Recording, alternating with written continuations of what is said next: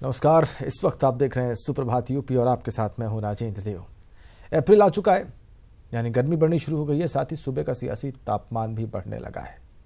आखिर क्या है इस राजनीतिक पारे के चढ़ने का असल कारण, ये आप इस रिपोर्ट में देखिए।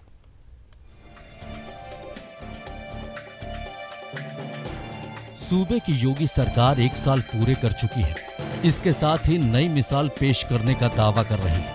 हालांकि ये भी सच है कि फूलपुर और गोरखपुर लोकसभा चुनाव के नतीजों से बीजेपी थोड़ी बैक फुट पर भी नजर आ रही है। और हो भी क्यों, असल परीक्षा तो 2019 में होनी है, जिसके लिए जहां बीजेपी पूरा दमखम लगा रही है, तो वहीं विपक्षी दलों ने भी कमर कस ली है। असल लड़ाई उन 80 सीटों की है जो हमेशा से दिल्ली पहुंचने का रास्ता तय करती आई है। ऐसे में बीजेपी का दावा है कि भले ही विरोधी लाख बातें कहें, लेकिन उनकी दाल यूपी में गलने वाली नहीं है। स्मृति ईरानी जी ने लगातार अमेठी के विकास के लिए काम किया है। वो हर महीने वहाँ पर कुछ न कुछ मीटिंग करती हैं, पहुँचती हैं, लोगों के दुख सुख का ख्याल रखती हैं। लेकिन राहुल जी जरूर वहाँ पर कभी कभी टूर करने आते हैं। तो मुझे लगता है कि राहुल गांधी फिर नानी जी के घर से वापस लौटे हैं। भारत में टूर करने का उनको इच्छा उनकी हुई होगी, इसलिए वो अमेठी आ रहे होंगे। पर अमेठी की जनता, उत्तर प्रदेश की जनता समझती है कि गांधी परिवार ने कितना अन्याय किया है रायबरेली, और अमेठी के साथ आने वाले चुनाव में उसका हिसाब हो जाएगा।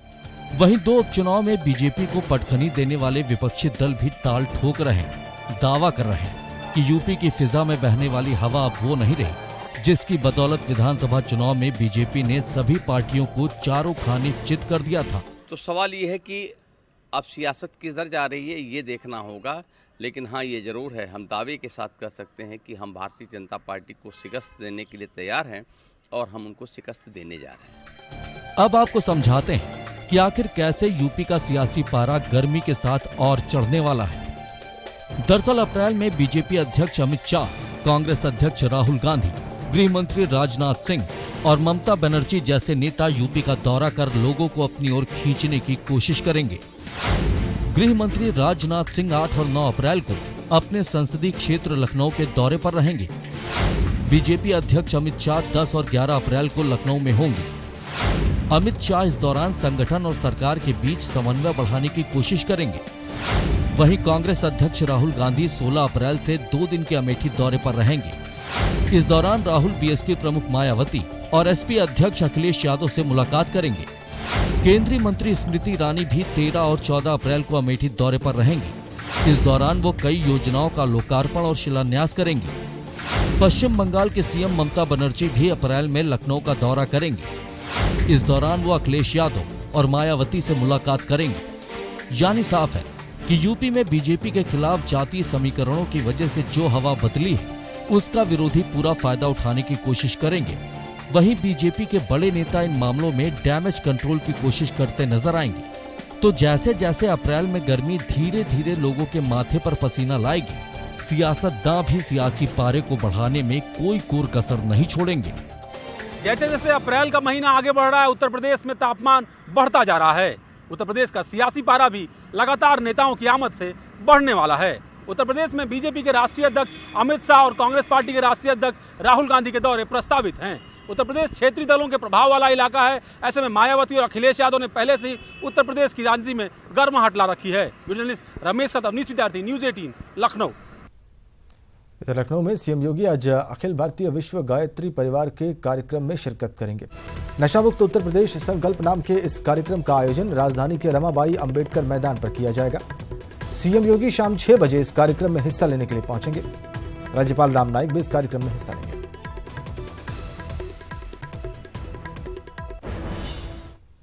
और दिल्ली में पीएम मोदी से सीएम योगी आदित्यनाथ की मुलाकात हुई है। दोनों नेताओं के बीच कई अहम मुद्दों पर बातचीत हुई।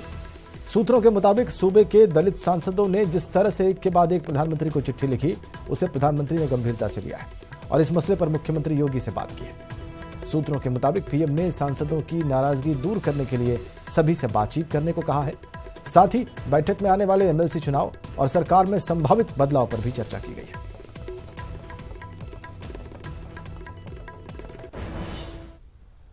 और एक के बाद एक सामने आ रही बीजेपी के दलित सांसदों की नाराजगी पर पार्टी में मंथन शुरू हो गया है। सवाल है कि बदले सियासी हालात में दलितों के उत्पीड़न ने या उनके नाम पर यह नाराजगी कहीं सियासी मुफाद वाली तो नहीं है। बीजेपी से क्यों खफा हुए दलित सांसद? अपनी ही पार्टी के खिलाफ खोला मोर्चा। दिल में है दलितों का दर्द या कोई सियासी मुफाद। यूपी में एक के बाद एक बीजेपी के दलित सांसद बगावती तेवर दिखा रहे हैं। एक महीने में 4 सांसदों ने योगी सरकार की शिकायत पीएम मोदी से की। नाराजगी के पीछे बढ़ते दलित उत्पीड़न और खुद की सरकार में तवज्जो न मिलने का हवाला दे रहे हैं।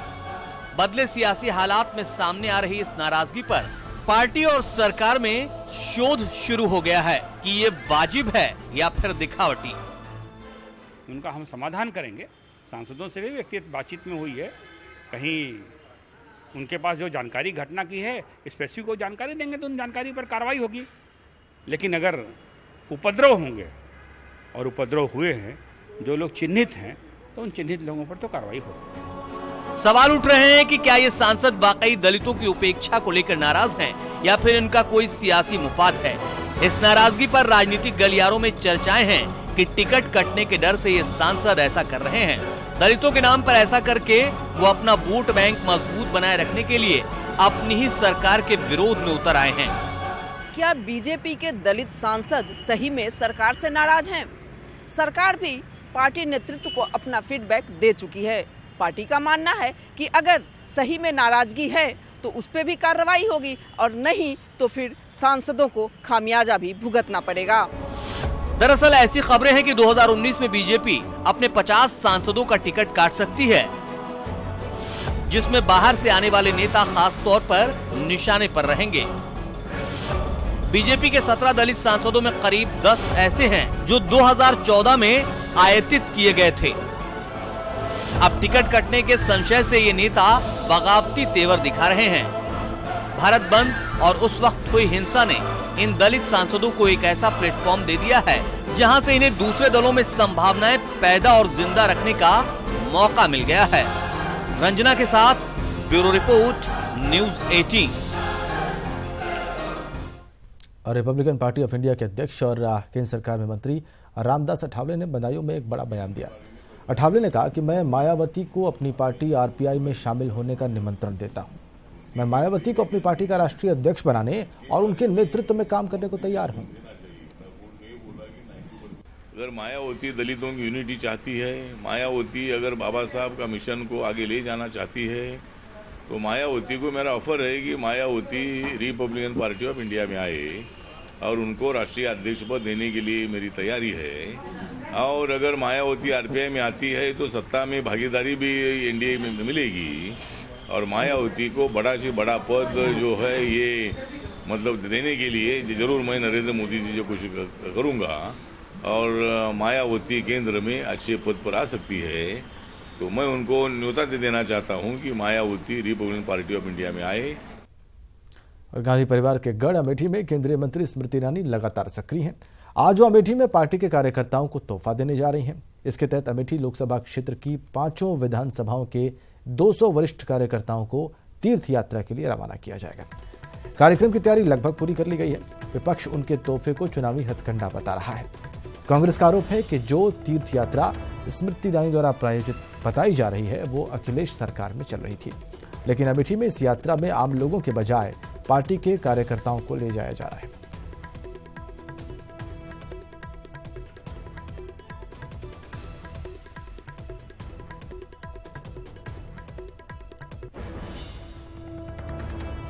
और प्रदेश सरकार के सभी अधिकारियों को हर साल अपनी संपत्ति का ब्यौरा दिए जाने का आदेश फेल होता नजर आ रहा है, क्योंकि यूपी के 150 से ज्यादा आईएएस और आईपीएस अधिकारियों ने अपनी संपत्ति का ब्यौरा नहीं सौंपा है। अब सरकार उन अधिकारियों पर कार्रवाई करने का संकेत दे रही है।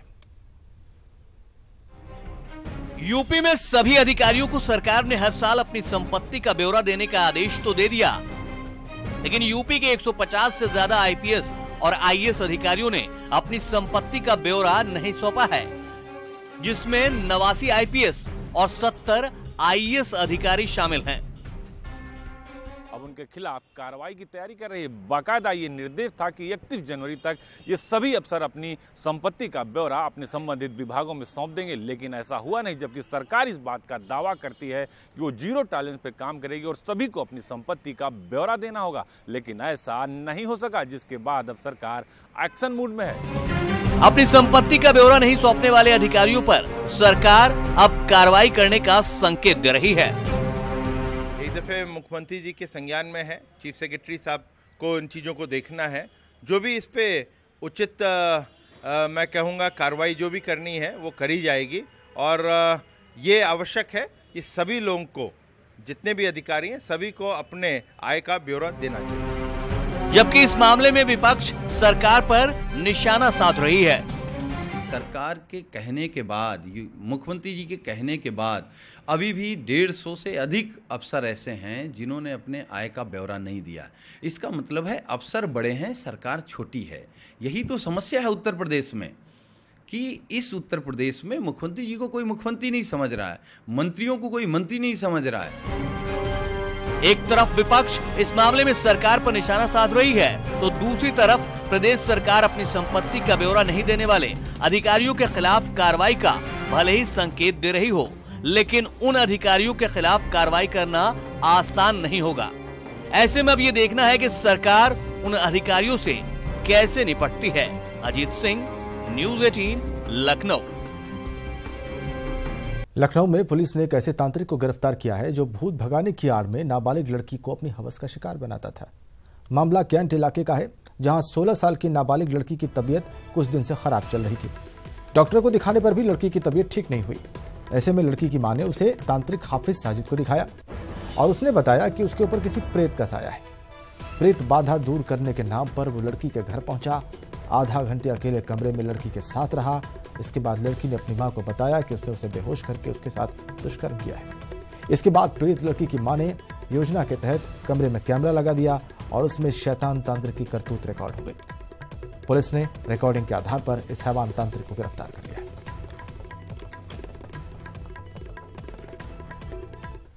इधर शामली में युवक की गोली मारकर हत्या कर दी गई है। वारदात के बाद से पूरे इलाके में दहशत का माहौल है। वारदात बाइक सवार बदमाशों ने अंजाम दी और फिर मौके से फरार हो गए। मामला दयानंद नगर मोहल्ले का है, जहां राकेश रोहिल नाम के शख्स की हत्या से हड़कंप मच गया। राकेश दिल्ली के पंज अस्पताल में काम करता था। राकेश रोज दिल्ली ट्रेन से आता जाता था, लेकिन शनिवार की रात को घर लौटते वक्त अज्ञात बदमाशों ने उसे गोली मार दी। पुलिस ने राकेश की लाश को पोस्टमार्टम के लिए भेज दिया है और मामले की तफ्तीश शुरू कर दी है।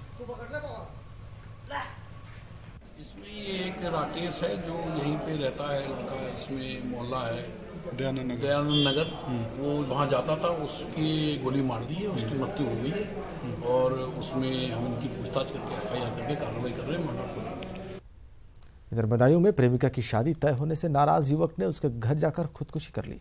मामला सम्राट नगर मोहल्ले का है। वहां पर अजय नाम के युवक को पड़ोस में रहने वाली लड़की से मोहब्बत हो गई थी, लेकिन लड़की घर वालों ने उसकी शादी कहीं और तय कर दी और इसके बाद अजय लड़की के घर पहुंचा और वहां उसने जहर खाकर खुदकुशी कर ली। मृतक अजय के घर वालों ने लड़की समेत उसके घर वालों के खिलाफ हत्या का मामला दर्ज कराया है और पुलिस ने लड़की की मां को हिरासत में लिया है। पुलिस ने अजय की लाश को पोस्टमार्टम के लिए भी भेजा है। एक 20-21 साल का लड़का है, उसकी आज सुबह डेथ हुई। संभवतः उसने जहर खाया है या कोई ऐसा खाद्य पदार्थ है जिससे उसकी मृत्यु हुई है। ये बात आ रही है कि कुछ प्रेम प्रसंग था जिसकी वजह से उसने निराशा में आकर के जहर खाया है, लेकिन किसी द्वारा खिलाया गया है इसकी पुष्टि अभी तक नहीं हुई है। जांच की जा रही है, अभी कोई एप्लीकेशन भी प्राप्त नहीं है, लेकिन पोस्टमार्टम के लिए डेड बॉडी को भिजवा देगा। और बलिया पुलिस को बड़ी कामयाबी मिली है। पुलिस ने लंबे अरसे से बाइक लूट की वारदात अंजाम देने वाले गिरोह के 3 शातिर बदमाशों को गिरफ्तार कर लिया है। पुलिस और स्वैट की टीम ने मुठभेड़ के बाद तीनों को रामपुर गांव के पास से गिरफ्तार किया। पुलिस ने इनके पास से लूट की नई बाइक के साथ 2 देसी तमंचे और 1 जिंदा कारतूस बरामद किया है। यह गिरोह पिछले कई महीनों से पुलिस की नाक में दम किए हुए था।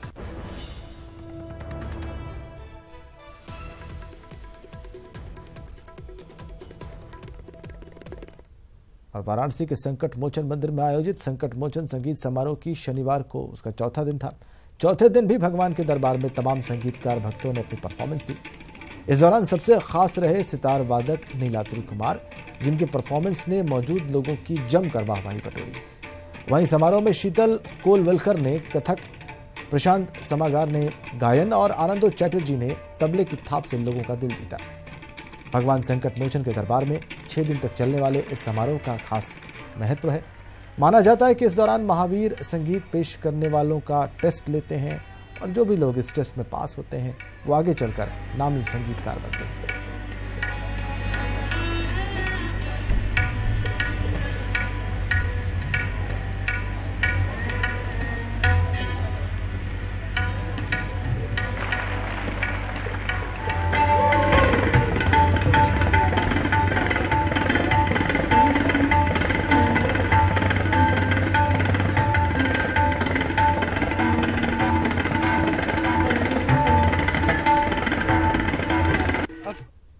हर किसी की आने की इच्छा होती है, क्योंकि हम बनारस में ही रहते हैं और हम खुद कलाकार हैं, तो इस महोत्सव के लिए हम लोग सिर्फ इसको देखने के लिए हम लोग यहाँ पे रुके रहते हैं। और इसके पहले आनंदो चैटर्जी का तबला हम लोगों ने सुना था और वो भी अपने आप में बहुत महान कलाकार हैं और स्पेशली सारी जनता इतने महान कलाकार को एक ही मंच पर देखती है। और आप सुन रहे हैं नीलाद्री जी आपके समक्ष अभी बजा रहे हैं और उनके सितार तो वाकई सबके दिल को छूते हैं। पूरी दुनिया में उन्होंने तहलका मचा के रखा है। ये संकट मोचन मंदिर है, बहुत ही प्रसिद्ध जगह है जिसको सुनने के लिए यहाँ के इतने बड़े बड़े कलाकार आते रहते हैं। इसको सुनने के लोग सालों भर से इंतज़ार करते हैं कि ये 6 दिन का प्रोग्राम होगा और हम सुनने के लिए रात भर लोग जागे रहते हैं इस प्रोग्राम को। ये बहुत ही मनमोहक प्रोग्राम होता है यहाँ पे और अभी नीलाद्री जी का प्रोग्राम चल रहा है, हम लोग सिर्फ सुनने के लिए यहाँ पे बैठे। इस खबर के साथ ही सुप्रभात यूपी के इस अंक पर फिलहाल इतना ही। नमस्कार।